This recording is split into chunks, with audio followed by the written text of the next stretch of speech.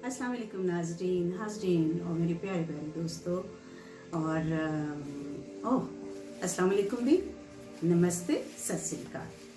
तो क्या हाल चाल है आपको ड्रामों की वीडियोस देख के मज़ा आ रहा है और मुझे ये भी पता चला है कि आपको ये सारी इन्फॉर्मेशन वीडियोस की शक्ल में आपने जो जहाँ से मैंने दोस्त बैठे हैं बहुत कुछ उनके बारे में लिखा जा चुका है, असलीम खान हिंदी साहब के बारे में और बाकी भी, लेकिन वीडियोस को आप बहुत अप्रिशिएट कर रहे हैं और इससे क्योंकि अब वक्त बदल गया है, हमारे पास उतना टाइम नहीं रहा।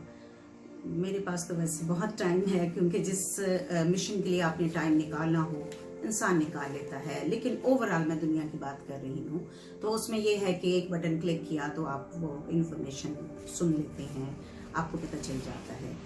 तो बहुत शुक्रिया अपना फीडबैक देने के लिए, उससे हौसला बढ़ता है और इंसान जो काम कर रहा होता है वो तो उसने करना ही होता है, लेकिन जब बीच में आपके साथ साथी मिल जाते हैं तो मेरी बहुत प्यारी गुरु हैं एक नुज़रत अब्बास, को कहती होती हैं एक इकल्ला ते 2-11। तो फिर मैं 2-11 के साथ साथ मुझे लगता है कि मेरे साथ मेरे वाले साहब के सफ़र में जितने भी दोस्त शामिल हैं उनकी हौसला अफजाई की वजह से एक और स्पिरिट के साथ, एक और मोहब्बत के साथ आपके साथ ये सब शेयर करने को दिल करता है।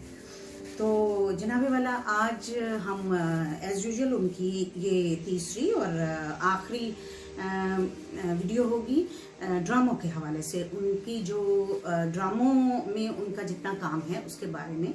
और यहाँ पे एक और भी बात बताती मैं चलूँ कि बहुत सारा काम जो है उनका उन्होंने किया, लेकिन उनको कुछ आदत नहीं थी कि अपना काम इकट्ठा करने का।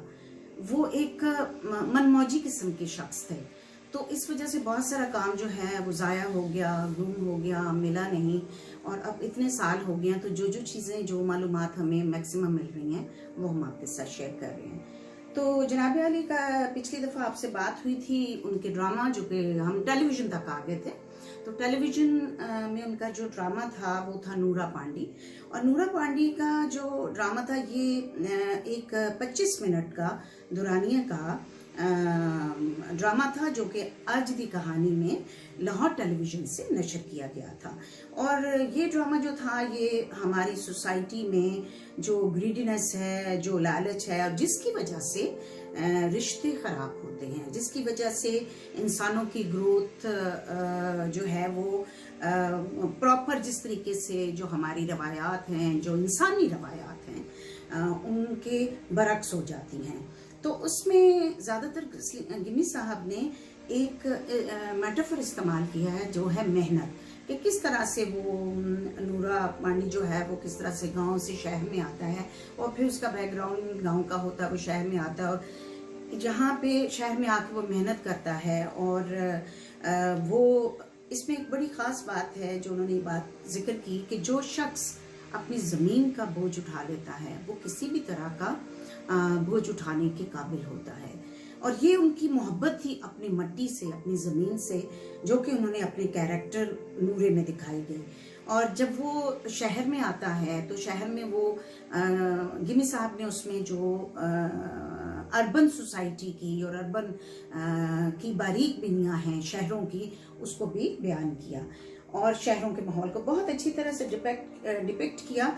और बुनियादी तौर पे ये उस ज़माने में जब उन्होंने ड्रामा लिखा, ये उनका ड्रामा जैसे कि मैंने आपको पहले भी बताया कि ये 1991 सितंबर में लिखा गया था। और ग्राउंड रियलिटी में ये कहा जाता है क्रिटिक्स के हवाले से कि ये उन्होंने कराची के ग्राउंड रियलिटीज़ को डिपिक्ट किया था, जो कि उस ज़माने में वहाँ पे एक भाई होते थे और उनके अंडर इन्फ्लुएंस जो है जैसे जगह टैक्स लिया जाता था, तो यहाँ पे वो जो कैरेक्टर है वो अपने टैक्स देने वाले लोग हैं, गुंडे जिनको उन्होंने कहा वह लफ्ज़ इस्तेमाल किया है, उनके आगे खड़ा हो जाता है और वो अपनी ईमानदारी से उस जगह के दुकानदारों में अपनी जगह बना लेता है।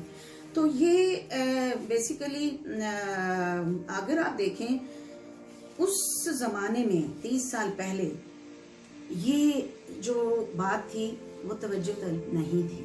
वो सारे हालात हमारे बहुत सारे पाकिस्तानी जो कि अभी भी पाकिस्तान में हैं और जो वहाँ से मूव करके आज से 40-50 साल पहले, 30 साल पहले मुख्तलिफ दुनिया के मुल्कों में, वो जानते हैं कि किस तरह के हालात थे।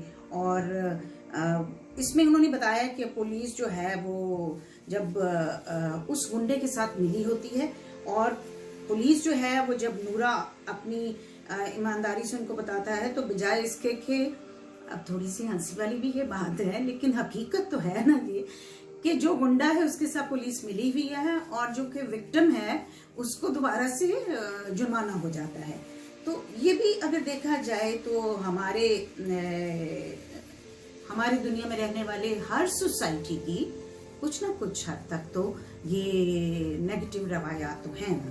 तो इस तरह से ये जो है ड्रामा एक बहुत अच्छा सोसाइटी को डिपिक्ट करने वाला उनका एक ड्रामा था।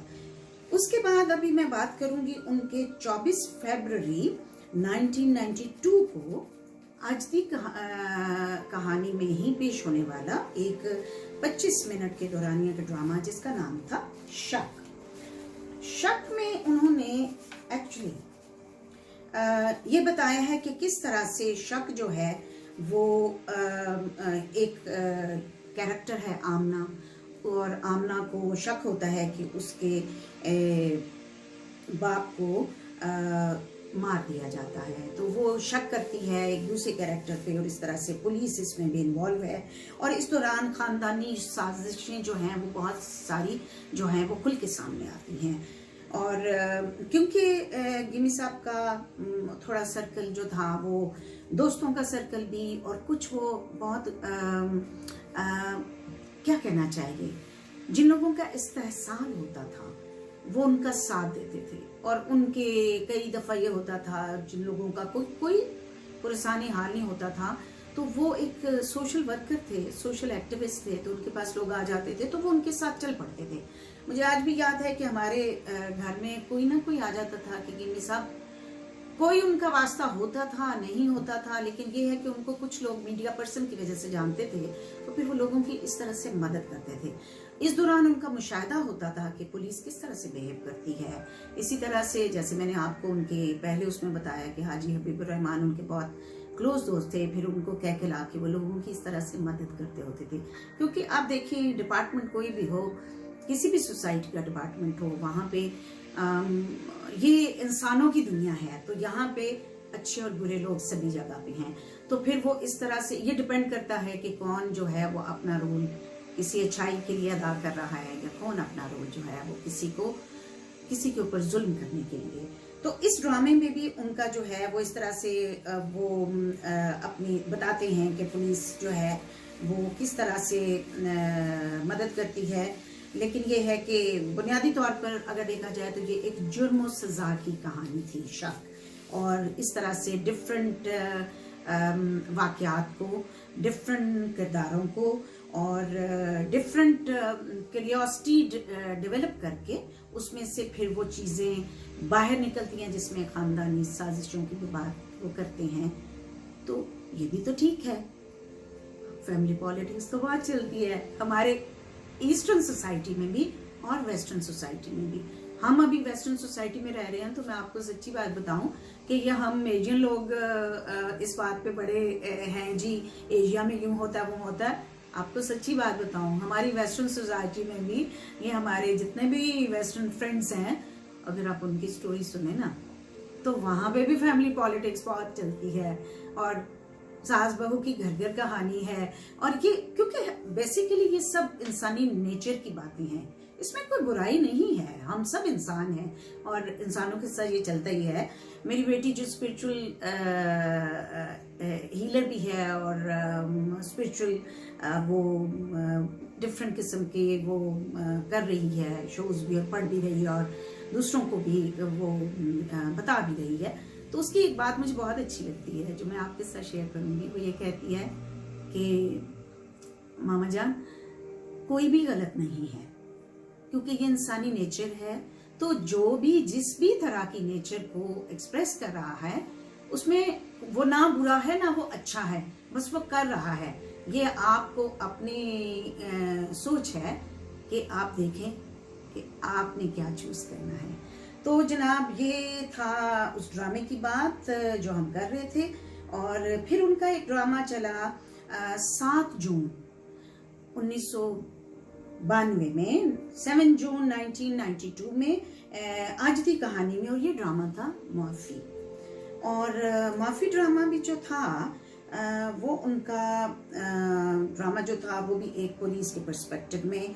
और ये है कि वो एक ऐसी खातून की कहानी है जो कि जिसके बेटे को कत्ल कर दिया जाता है, और वो औरत जो है वो एक औरत से माँ बन जाती है और वो माफ़ी दे देती है, जो कि सज़ा जिसको होती है जिसने अपने बेटे को। तो ये एक ऐसा कहानी है कि जब हम झगड़े करते हैं तो झगड़े में कोई भी इंसान जब गुस्से में आता है तो वो, इसमें सलीम खान मिमी साहब ने ये बताया कि वो जोश में अपने होश भूल जाता है।